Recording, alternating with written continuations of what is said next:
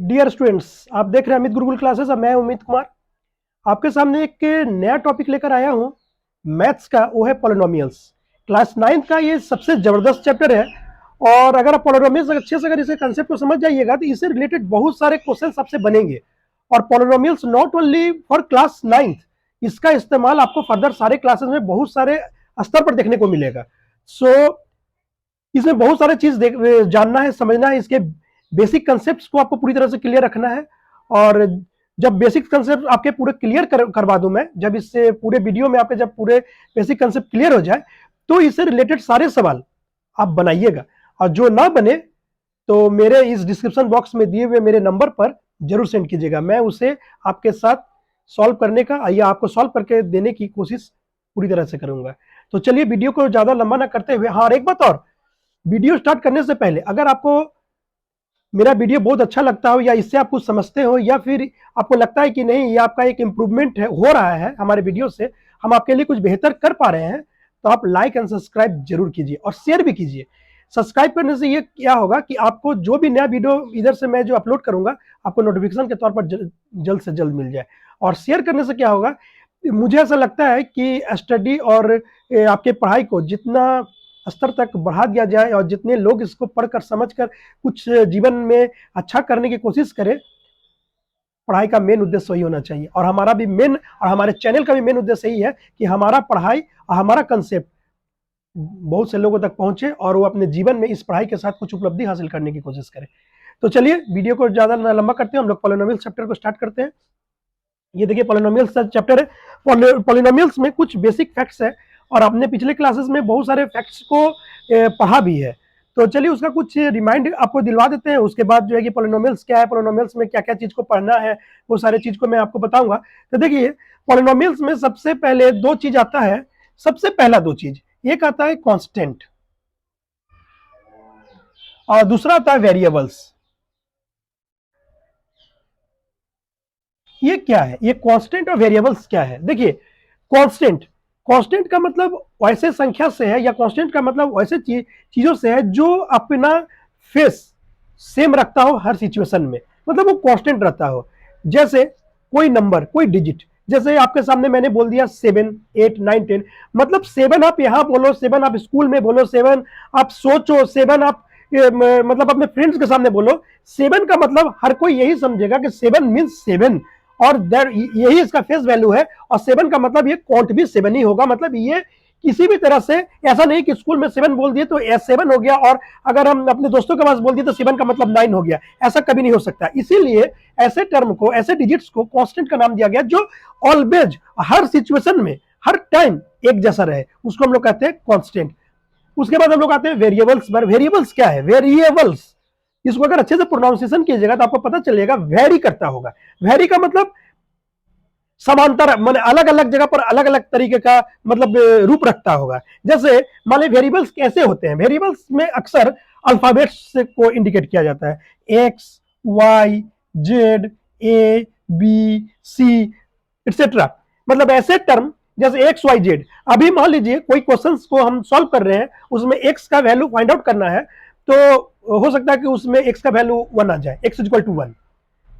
और फिर दूसरे कोई सवाल में फिर से एक्स दिया हुआ है, उस सवाल को जब हम सॉल्व करें तो हो सकता है एक्स का वैल्यू 10 आ जाए। तो मतलब point to point, question to question X का वैल्यू चेंज होगा, वाई का वैल्यू चेंज होगा, सी का, एक्स का वैल्यू, जेड का वैल्यू चेंज होगा, ए का वैल्यू चेंज होगा। मतलब जैसा क्वेश्चन उस हिसाब से वो अपने आप को चेंज कर रहा है। मतलब ये एक्स का फेस वैल्यू आप एक्स तो देख रहे हैं, लेकिन ये वेरिएबल है, ये कभी भी कुछ भी हो सकता है, 1 हो सकता है, 2 हो सकता है, 3 हो सकता है, 4 भी हो सकता है, कोई निश्चितता नहीं है। जैसा प्रश्न, जैसे आपके सामने क्वेश्चंस, और क्वेश्चंस को बनाने के बाद जो आंसर आएगा वो वेरी करेगा, वो टाइम के साथ, सिचुएशन के साथ, क्वेश्चन के साथ हर जगह चेंज हो सकता है, इसलिए इसको वेरिएबल्स कहा जाता है। तो चलिए हम उम्मीद करते हैं कांस्टेंट और वेरिएबल्स आप पहले से भी जानते थे, और कांस्टेंट और वेरिएबल का पॉलिनोमियल्स में इस्तेमाल है, इसलिए मुझे लगा कि आपको रिमाइंड करना चाहिए, तो इसलिए मैंने आपको इसे रिमाइंड कर दिया। चलिए हम लोग नेक्स्ट टॉपिक की ओर चलते हैं। नेक्स्ट टॉपिक है आपका आपका एल्जेब्रिक एक्सप्रेशन।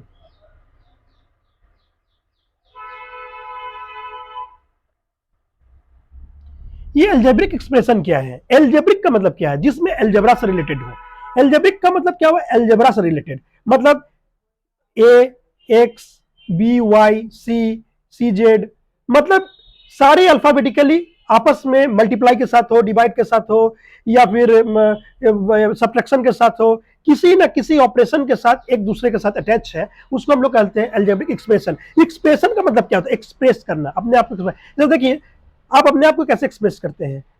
जब आपको कोई गिफ्ट वगैरह, या फिर आपको जब खुशी होती है, तो आपका चेहरे में अलग टाइप का खुशी होता है, वो आपको आपके एक्सप्रेशन से पता चलता है कि आप बहुत ज्यादा खुश हैं। लेकिन कभी आपको स्कूल्स वगैरह में डांट सुनने को मिलता है, पेरेंट्स से डांट सुनने को मिलता है, या किसी वजह से आपका मूड अगर खराब होता है, कोई क्वेश्चन नहीं सॉल्व हो रहा, जिस कारण से तो आपका चेहरा में थोड़ा सैडनेस आ जाता है, तो आपको देखने से पता चलता है कि आप किसी बात को लेकर उलझे हुए, आप थोड़ा सैड है, तो वो भी आपका एक्सप्रेशन पता चलता है। अगर आप जल्दीबाजी में है तो उसका भी एक्सप्रेशन में पता चलता है, या आपको कोई काम करने का मन नहीं है तो उसका भी एक्सप्रेशन से पता चलता है। तो एक्सप्रेस करने के फीलिंग्स को एक्सप्रेशन कहते हैं। तो यहां पर अपने आप को एक्सप्रेस नहीं करना है, यहां पर एक्सप्रेस करना है एल्जेब्रिक एक्सप्रेशन के तौर पर। जैसे मान लीजिए कोई एक एल्जेब्रा का कोई एक टर्म है ए और प्लस बी, तो देखिए ये दोनों का एक्सप्रेशन क्या है? ये सम के साथ ऐड है, कि मतलब ये दोनों जो है ऐड एडिशन में है। इसका ऑपरेशन क्या है? ये जब भी होगा ये प्लस होगा। उसी तरह से अगर कर दिया जाए ए माइनस बी, तो मतलब ये दोनों का रिश्ता क्या है? ये इस ए में से बी को माइनस होना है। उसी तरह से ए बी मतलब ए मल्टीप्लाई बाई बी है, और ए डिवाइडेड बाई बी है। मतलब इस तरह से एक्सप्रेशन। और यहाँ पर मैंने तो सिर्फ आपको दो लिखकर दिखाया है, वहां पर आपका पॉलिनोमियल्स के तौर पर बहुत ज्यादा हो सकता है। तो आप यहां पर आइए, पॉलिनोमियल्स बार बार हमने इस वर्ड को का प्रोनाउंसिएशन कर रहा है। पॉलिनोमियल्स आपका चैप्टर, पॉलिनोमियल्स है क्या?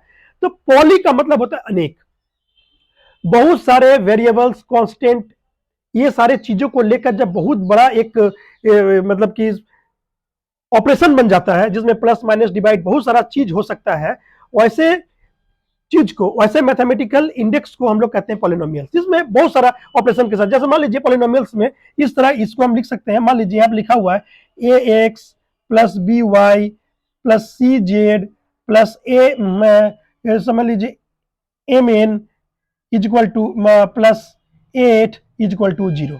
तो देखिए कितना सारा टर्म हो गया। ये तो यहां पर लिखे तो इतना, इससे बड़ा भी हो सकता है, इससे छोटा भी हो सकता है, या इतना भी हो सकता है।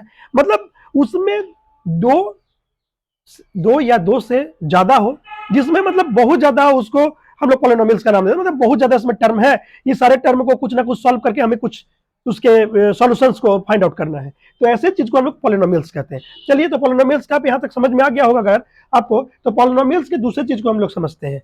चलिए, दूसरा चीज क्या है? एल्जेब्रिक एक्सप्रेशन के बाद आता है स्टैंडर्ड फॉर्म ऑफ पॉलिनोमियल्स।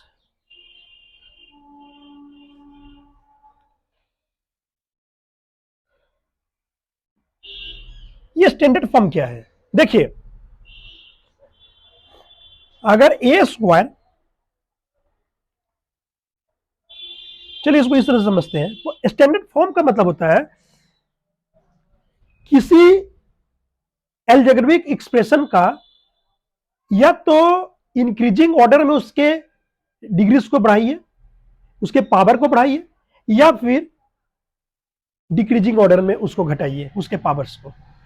जब ऐसा पूरा सेट क्या हो रहा है कि एकदम इंक्रीजिंग ऑर्डर में चल रहा हो या डिक्रीजिंग ऑर्डर में जब चल रहा है, उसको हम लोग स्टैंडर्ड फॉर्म कहते हैं। तो चलिए देखो, देखिए इसको हम लोग लिखते कैसे हैं आपको। चलिए इसको ना इरेज करते हुए यहीं पर हम आपको समझा देते हैं कैसे होता है। जैसे मान लीजिए एक्स का पावर 5 प्लस एक्स का पावर 4 प्लस एक्स का पावर 3 प्लस एक्स स्क्वायर और प्लस 1, सॉरी एक्स और plus 1 is equal to 0।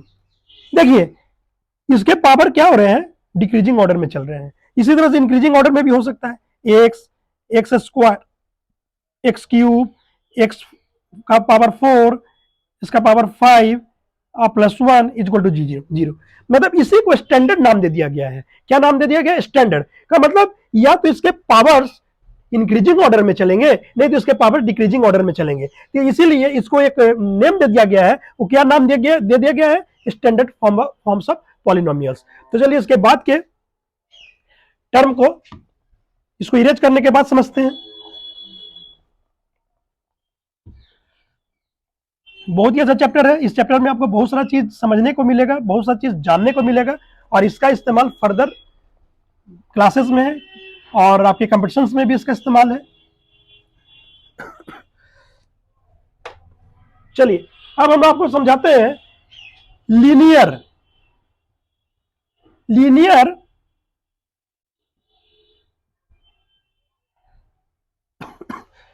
Linear polynomials किसको कहते हैं? जैसे लीनियर है, लीनियर के साथ साथ आपका क्या हो सकता है? क्वाड्रेटिक भी हो सकता है, क्वाड्रेटिक भी हो सकता है,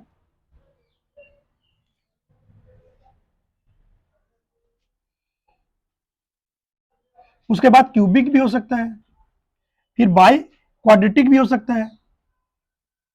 तो ये सब है क्या? देखिए, पॉलिनोमियल्स का वो पार्ट, पॉलिनोमियल्स का वो क्वेश्चंस जिसमें हाईएस्ट पावर 1 हो, पॉलिनोमियल्स का वो क्वेश्चन जिसमें उसका हाईएस्ट पावर 1 हो, उसको हम लोग कहते हैं लीनियर पॉलिनोमियल्स। जैसे x plus B Y plus C is equal to 0। देखिए ये तो पॉलिनोमियल्स है, लेकिन देखिए इसका किसी का भी पावर 1 से ज्यादा नहीं है। अगर क्वाड्रेटिक में आ जाते हैं तो हम लोग इसको इस तरह से लिखते हैं X square plus B X plus C is equal to 0। देखिए इसका जो हाईएस्ट पावर होगा वो स्क्वायर होगा। क्वाड्रेटिक का मतलब क्या हुआ? इसका हाईएस्ट पावर जो है स्क्वायर में रहेगा। उसी तरह से अगर क्यूबिक का बात अगर देखा जाए तो ये हो जाएगा X cube plus B X square plus C X X is equal to 0, C X plus D is equal to 0। तो देखिए इसका हाईएस्ट पावर इसमें कितना आ गया? तो 3 आ गया। उसी तरह से अगर बाई क्वाड्रेटिक का अगर देखा जाए तो ये हो जाएगा ए एक्स का power 4 plus B X cube plus C X square plus D X plus E is equal to 0। देखिए ये सारे तो पॉलिनोमियल्स ही है ना, ये सारे पॉलिनोमियल्स हैं। लेकिन इसका देखिए बाई क्वाड्रेटिक है, इसलिए इसका हाईएस्ट पावर 4 है। इसका क्यूबिक है पॉलिनोमियल्स है, जिसका हाईएस्ट पावर 3 है। ये क्वाड्रेटिक है, इसका हाईएस्ट पावर स्क्वायर है। और ये लीनियर है, इसलिए इसका हाईएस्ट पावर 1 है। तो उम्मीद करते हैं कि आप इसको बहुत अच्छी तरह से आपको समझ में आ गया होगा। और अगर समझ में अगर आ गया होगा तो देखिए इस पर आपका रिलेटेड 9 क्लास में एक्सरसाइजेस भी है। तो आप जब एक्सरसाइज को जब बनाइएगा तो आपको पूरी तरह से ये कंसेप्ट क्लियर हो जाएगा। यहाँ पर आप सिर्फ और सिर्फ अपना ध्यान को एकत्रित एकदम कॉन्सेंट्रेट कीजिए कि नहीं हमको सीखना है, और एकदम बारीकी से इस कॉन्सेप्ट को सीखिए। उसके बाद एक्सरसाइज में जाइएगा, आप देखिएगा आपसे सारे सवाल सॉल्व हो रहे हैं। आपको एक एक बात समझ में आ गया है, जो आपको सिखाया गया वो सारा चीज आपको एक्सरसाइज के माध्यम से समझ में आ गया। कॉन्फिडेंस लेवल हाई हो जाएगा कि हमको सब चीज समझ में आ गया। तो चलिए इस चीज को फिर हम आगे बढ़ाते हैं। आगे और क्या क्या इसको कहा जाता है, या इसमें और क्या क्या चीज पढ़ना है।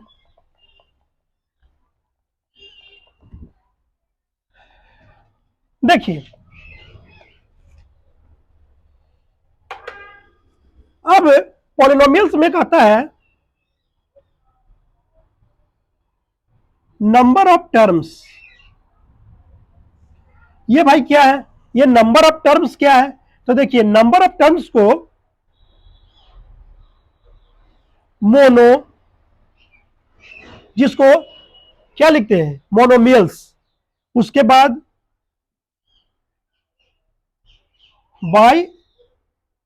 बाइनोमियल्स। उसके बाद क्या लिखते हैं हम लोग उसको? ट्राइनोमियल्स।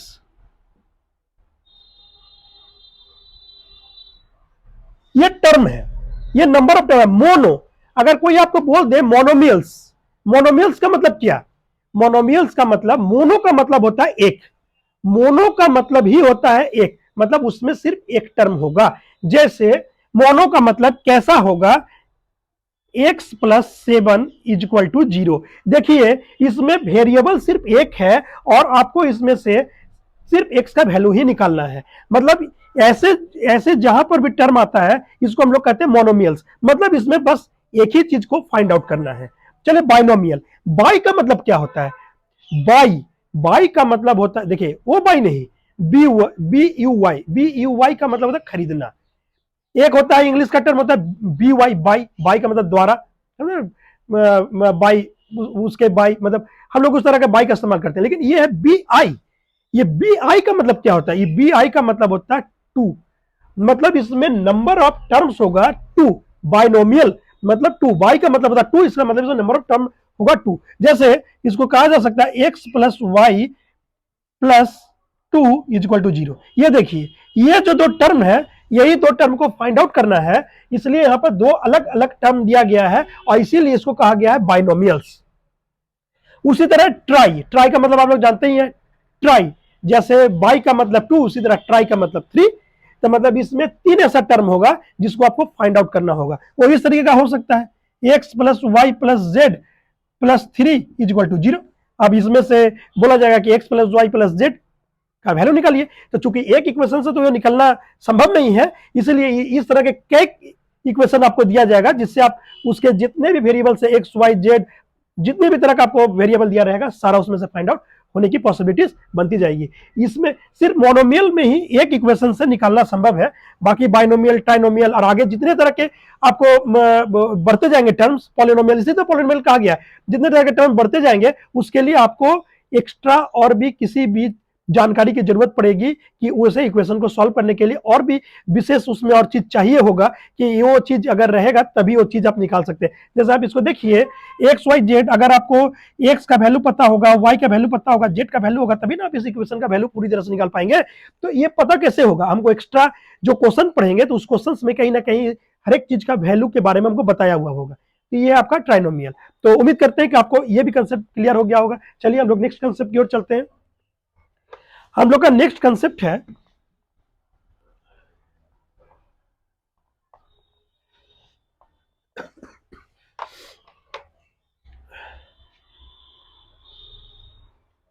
जीरोज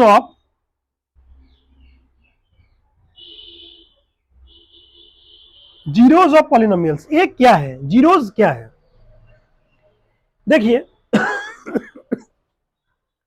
पॉलिनोमियल्स का मतलब मैंने पहले ही आपको बता चुका है कि पॉलिनोमियल्स का मतलब होता है कोई इक्वेशंस जिसमें बहुत सारे वेरिएबल्स और कांस्टेंट के टर्म को एक एक्सप्रेशन के साथ, एक ऑपरेशन के साथ जोड़कर, मतलब ऑपरेशन के साथ एक रिलेशन रखकर वो आपको इक्वेशन आपके पास थ्रो कर दिया जाएगा।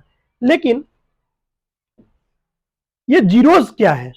तो देखिए, मान लीजिए पॉलिनोमियल को आप इस तरह से समझिए, मान लीजिए ये 15 हमने यहां पर लिखा, 15 को आप लिख सकते हैं 3 इंटू 5 लिख सकते हैं।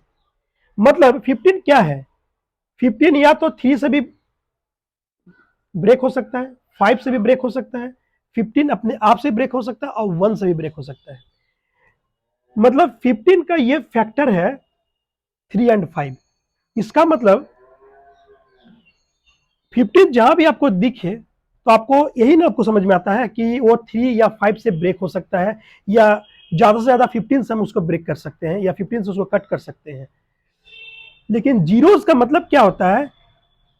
उसका कोई एक फैक्टर, उसका कोई एक फैक्टर अगर हम उसी टर्म में अगर रख दे तो वो पूरा टर्म जीरो हो जाएगा। जैसे कि आप अगर मेरे बात को नहीं समझ रहे हैं तो यहां पर मैं आपको एक एग्जांपल के थ्रू आपको समझाने वाला हूं। जैसे समझ लीजिए, एक सिंपल सा आप लीजिए, x plus 9 is equal to 0। ये आपके पास एक सिंपल सा इक्वेशन है, एक जो ध्यान से समझिएगा। x इज इक्वल टू -9 हो गया, ये तो एकदम बहुत सिंपल है निकालना। लेकिन जीरोस क्यों बोला जाता है वो मैं यहां समझाने वाला हूं इससे आपको। देखिए, x का वैल्यू -9 आ गया। अब देखिए, इस इक्वेशन को x प्लस 9 आप यहां लिख दीजिए और ये जीरो नहीं लिखिए। और आपको अगर बोला जाए कि इस मोनोमियल को का जीरोस क्या होगा, तो आप बोलिएगा कि x का वैसा टर्म जो इस पूरे इक्वेशन को जीरो कर दे वही x का वैल्यू होगा। तो x का कौन सा टर्म आएगा जो इस पूरे इक्वेशन को जीरो करेगा? तो x का टर्म हमको -9 ही ना रखना पड़ेगा, क्योंकि प्लस 9 तो ऑलरेडी यहां दिया हुआ है। अगर हम x का वैल्यू -9 यहां रखेंगे तभी ना 9 यहां कट कर जीरो हो जाएगा। ये जीरो आ गया ना आपका, ये पूरा इक्वेशन जीरो हो गया ना। तो इसी को कहते हैं जीरोज ऑफ पॉलिनोमियल्स। मतलब उस इक्वेशन में एक ऐसा फैक्टर है, वो ऐसा फैक्टर या तो आपको दिया रहेगा या आपको फाइंड आउट करना होगा कि वो फैक्टर का वैल्यू जैसे ही आप उस इक्वेशन में डालिएगा तो उस इक्वेशन का पूरा वैल्यू ही जीरो हो जाएगा। तो इसीलिए कहा जाता है zeros of polynomials.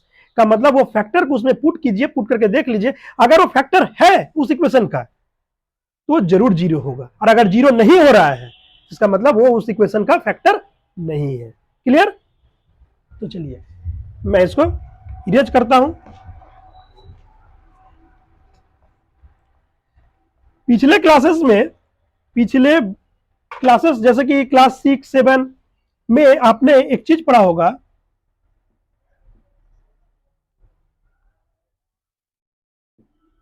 Dividend is equal to divisor into quotient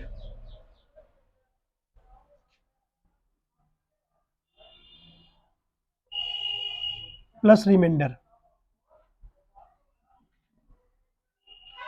ये पिछले क्लासेस में मतलब क्लास 6 में, क्लास 7 में आपने ये चीज को पढ़ा होगा। और ये होता कैसे, मान लीजिए इधर लिखाता है डिवाइजर, यहां पर लिखाता है डिविडेंड, यहां पर लिखाता है कोसेंट, और यहां पर जो लास्ट जो बचता है उसको हम लोग कहते हैं रिमाइंडर। यही होता है ना। चलिए इससे रिलेटेड मैं आपको दो चीज बताने वाला हूं। सबसे पहले आपको सीखना है रिमाइंडर थ्योरम।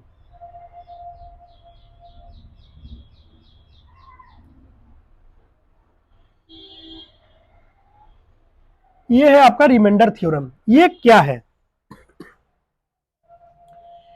रिमाइंडर थ्योरम क्या है? रिमाइंडर थ्योरम एक इस तरह का थ्योरम है कि अगर उसके फैक्टर को अगर उस इक्वेशन में पुट किया जाए तो उस इक्वेशन का रिमाइंडर फाइंड आउट हो जाता है, उस इक्वेशन में कितना रिमाइंडर होगा। फॉर एन एग्जाम्पल आपको एक डिजिट के सारे मैं इसको बताता हूं। मान लीजिए 3 से हमको 17 को डिवाइड करना है, तो क्या 3 से 17 डिवाइड होगा? नहीं होगा। 3 5 जा 15 2, और ये आपका क्या है? रिमाइंडर है, ये आपका रिमाइंडर है ना। इसी तरीके से आपका कोई इक्वेशन दिया हुआ रहेगा, मान लीजिए x square plus x plus 3 ये दिया हुआ है। अब बोलेगा कि इसका रिमाइंडर क्या होगा, और कोई एक इक्वेशन और भी दे देगा। मान लीजिए यहां पर दिया हुआ है x minus 1 is equal to 0, तो बोलेगा कि इसका रिमाइंडर क्या होगा। तो आप रिमाइंडर को आराम से इसमें से निकालिए। x का वैल्यू कितना हो जाएगा 1, और उस 1 को इसमें पुट कर दीजिए। पुट करने के बाद आपको खुद ब खुद पता चल जाएगा कि इसका रिमाइंडर क्या है। दूसरा रिमाइंडर निकालने का तरीका यह है कि आप डायरेक्टली डिविडेंड को बीच में रखिए और डिवाइजर से उसको डिवाइड कर दीजिए, तो कोसेंट आएगा और रिमाइंडर भी आएगा। आप उस रिमाइंडर से निकाल सकते हैं। थर्ड मेथड ये भी है कि अगर जो इक्वेशन दिया हुआ है अगर वो किसी कोई फार्मूला बेस्ड अगर है, मान लीजिए ए प्लस बी का होल स्क्वायर, ए क्यू माइनस बी क्यू, ए क्यू प्लस बी क्यू, ए स्क्वायर माइनस बी स्क्वायर, ऐसे फार्मूले पर अगर बेस्ड है तो आप सबसे पहले उसको फार्मूले पर रखकर उसको पूरी तरह से एक्सपेंड कर दीजिए, बाकी उसको नीचे लिख दीजिए। नीचे जिससे डिवाइड करना हो उसको लिख दीजिए, जिससे रिमाइंडर निकालना हो उसको लिख दीजिए। देखिए कट हो जाएगा, और कट अगर नहीं होता है तो कुछ उसका रिमाइंडर बचेगा, तो आप उस तरीके से भी आप उसका निकाल सकते हैं। तो इसी तरीके से होता है ये रिमाइंडर, आपका कुछ ना कुछ रिमाइंडर निकलेगा। उसी तरीके से एक दूसरा चीज आता है, वो होता है फैक्टर। ये फैक्टर थ्योरम। देखिए फैक्टर थ्योरम समझना बहुत मुश्किल नहीं है, क्योंकि इसके पहले मैंने बहुत बार फैक्टर के बारे में बहुत चीज बताया हूं। मतलब किसी भी डिजिट का या किसी भी नंबर का ऐसा प्रोडक्ट जिससे वो कट हो सकता है वो उसका फैक्टर है। मान लीजिए कोई बड़ा इक्वेशन है, उस इक्वेशन का मान लीजिए ये आपके सामने मैंने लिख के रखा। चलिए इसको इरेज करते हैं, पहले समझाने के लिए आसानी होगी आप लोग को। इसको पहले हम इरेज करते हैं, और ये सारा चीज आपको पूरी तरह से क्लियर कब होगा? ये पूरी तरह से क्लियर होगा जब आप इसके एक्सरसाइजेस को बनाइएगा। आप एक्सरसाइज को बनाइएगा तो आपको पूरी तरह से क्लियर हो जाएगा कि आपको करना क्या है, और एक्चुअली हम बोलना क्या चाहे, क्या क्या एग्जाम्पल हम लेना चाह रहे थे। तो चलिए ये पर हम यहां पर लिखते हैं फैक्टर थ्योरम। फैक्टर थ्योरम देखिए, मान लीजिए आपके सामने ये रखा हुआ है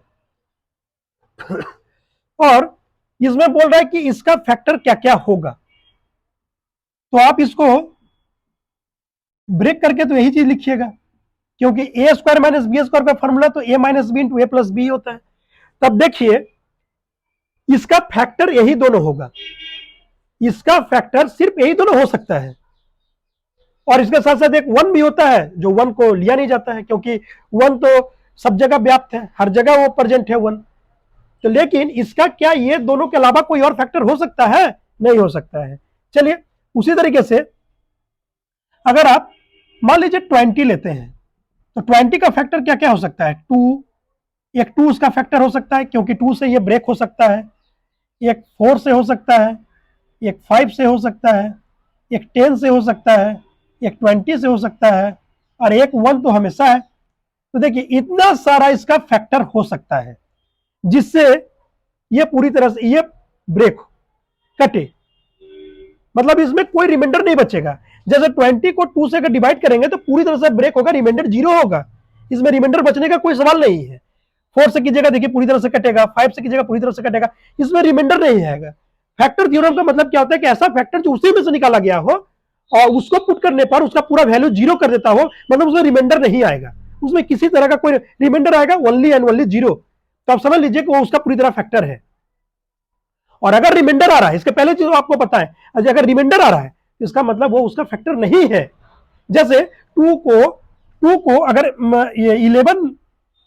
11 को अगर 2 से डिवाइड किया जाए तो देखिए 2 11 का फैक्टर नहीं है, ये इसको सिर्फ 5 बार में, ये देखिए 1, और ये 1 क्या है? इसका रिमाइंडर है, मतलब 2 11 का फैक्टर हो ही नहीं सकता है। 11 का फैक्टर क्या है? 11 का फैक्टर या तो 1 है या तो 11 है। यह सिर्फ 1 और 11 को पुट करने पर ही 0 दे सकता है, इसलिए 11 का फैक्टर 1 एंड 11 ही है। इसका और जो फैक्टर जो होगा वो फैक्टर नहीं है, वो अगर डिवाइड करेंगे तो रिमाइंडर रखेगा, और जो रिमाइंडर रखेगा वो रिमाइंडर थ्योरम में चला जाएगा, उसमें और रिमाइंडर थ्योरम का चीज हो गया, और ये हो गया फैक्टर थ्योरम का, मतलब इसका पूरा वैल्यू ही 0 कर देगा।